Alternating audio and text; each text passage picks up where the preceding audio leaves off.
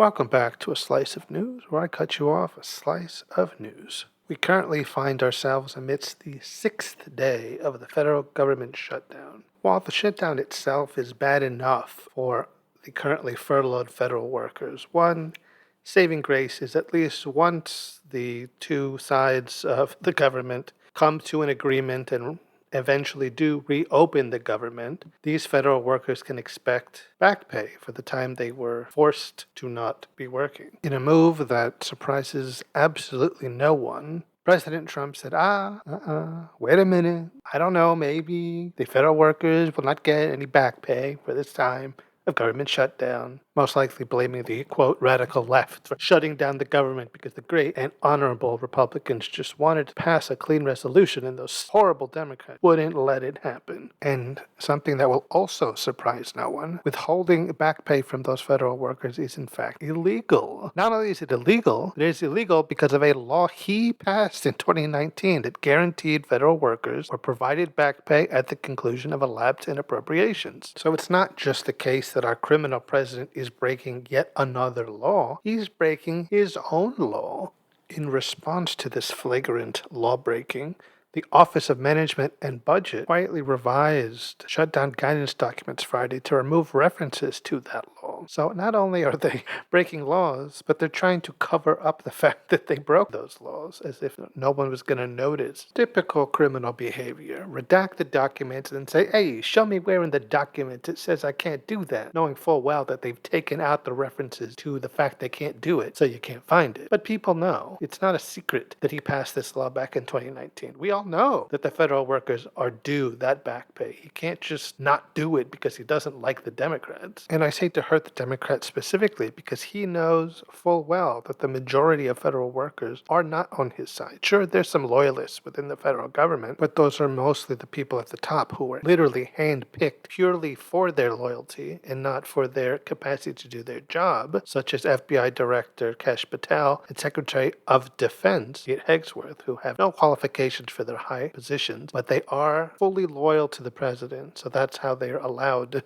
to have their job. The ground level civil servants and the ones who would suffer the most from having their back pay withheld are all Democrats mostly. So going against this law that guarantees that back pay is clearly a targeted move against his perceived political enemies. And in his mind, anyone who goes against him or what he wants is an enemy, especially federal workers. Some are saying the end game to this move is to scare those furloughed federal workers into resigning if they're convinced that they are not going to receive their pay after the shutdown, and then either replace those federal workers with loyalists or not put anyone and just further cripple the federal government. Trump himself, but the Republican Party in general, have never made a secret of their disdain for the federal government. It was one of the factors that led to the so-called Department of Government Efficiency, claiming that there was rampant waste and abuse in the federal government, when all it really managed to do was massively understaff and close many federal offices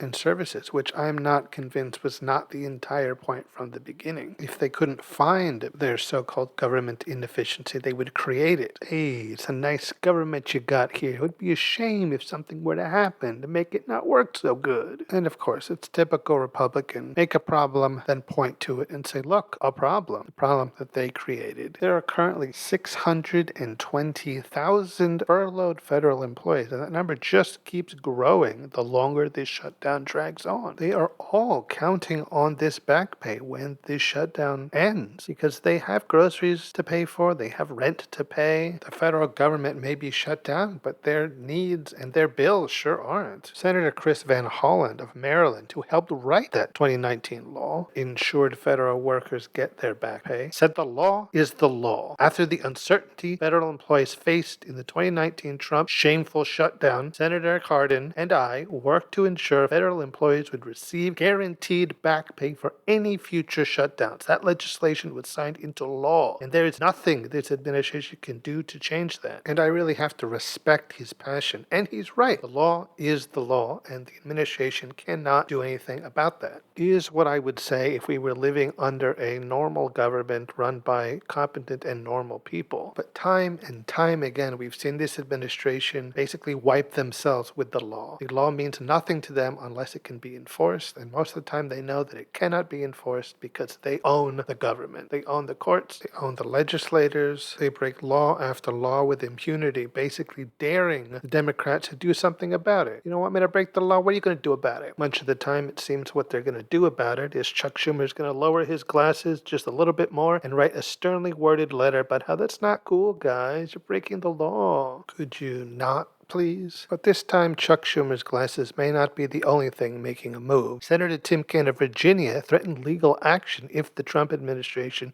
follows through with their desire to not give federal workers their back pay, in flagrant disregard for the current law. Senator Kaine was quoted as saying, "I was proud to work across the aisle in 2019 to pass legislation that President Trump himself signed to guarantee back pay to federal workers in the event of a shutdown. If OBM chooses thuggish intimidation tactics over following the law, it better prepare to face the American people in court." Strong words from the man who was almost our vice president if 2016 had gone a little differently. And I hope that he was able to follow through with it. Although I hope he won't have to. While yes, the administration loves to break the law and will take any chance it can get to do what it wants, whether it breaks legality, morality, or ethics. In large part, I feel like this is mainly just a scare tactic, an empty threat. I don't think they really can do it. While they'll probably never stop blaming the radical left and the Democrats for the shutdown, even after the shutdown eventually ends. I'm not convinced they'll be able to use that as a reason to go against the law that's already on the books that guarantees the federal workers their back pay. As national president of the International Federation of Professional and Technical Engineers, Matt Biggs was quoted as saying, "The Federal Employee Fair Treatment Act is bipartisan law that has been in effect since 2019 and one that passed the House overwhelmingly with only 7 no votes, passed the Senate on a voice vote without a single senator raising a concern, and was signed by President Trump. Despite the OBM director's clear disdain for our federal workforce, he cannot unilaterally ignore a law that is overwhelmingly passed with both chambers of Congress and was signed by President Trump himself. The OBM needs to stop playing games with the livelihoods of federal workers and their families." He also claimed to view the OBM's decision to remove references to that law as, quote, highly suspicious. I agree. With the administration having been caught potentially breaking the law, they may have decided to pivot on that and said, well, if we can't get away with withholding everyone's back pay,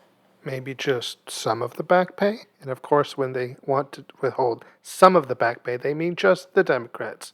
During a meeting with Canadian Prime Minister Mark Carney, the president was quoted as having said, "I would say it depends on who we're talking about. I can tell you this, the Democrats have put a lot of people in great risk and jeopardy, but it really depends on who we're talking about. But for the most part, we're going to take care of our people. There are some people that really don't deserve to be taken care of, and we'll take care of them in a different way." Now, what on earth he thinks a different way is beyond me, but the people who don't deserve to be taken care of that he's referring to are clearly Democrats. The only thing that comes to mind is maybe taking care of the way a gangster says, "Hey, I'm gonna take care of them," like he's gonna have them all executed, which I'm sure he would love to do, but something tells me he's not gonna go that route. We can all only hope that this ongoing government shutdown does not go on as long as the 2018 shutdown, which is over a month. But however long it ends up going for, I am confident that when it is all over, these federal workers will get their back pay, regardless of what the administration is saying right now or what kind of veiled threats they're putting out. When you get down to it, what Senator Van Hollen said, the law is the law, full stop. And while the president and the administration are experts at getting around and over and under the law, we are a nation of laws fundamentally, and there are some things they simply cannot get away with and will not. I'll say this here, and we can come back post-shutdown and see if I'll be vindicated. The president and the Republican Party are going to come out of this shutdown the losers. When it comes to who will cave first and who will have to compromise on what they want, it's going to be them. And one of the things they're going to lose out on is this idea of withholding the back pay that these federal workers are owed by law. But for that, we'll have to wait and see. And I hope very much we will not be waiting too much longer. All right, that's going to be it for this episode of A Slice of News. I've been your host, Mr. Slice, and until next time when I cut you off another slice of news.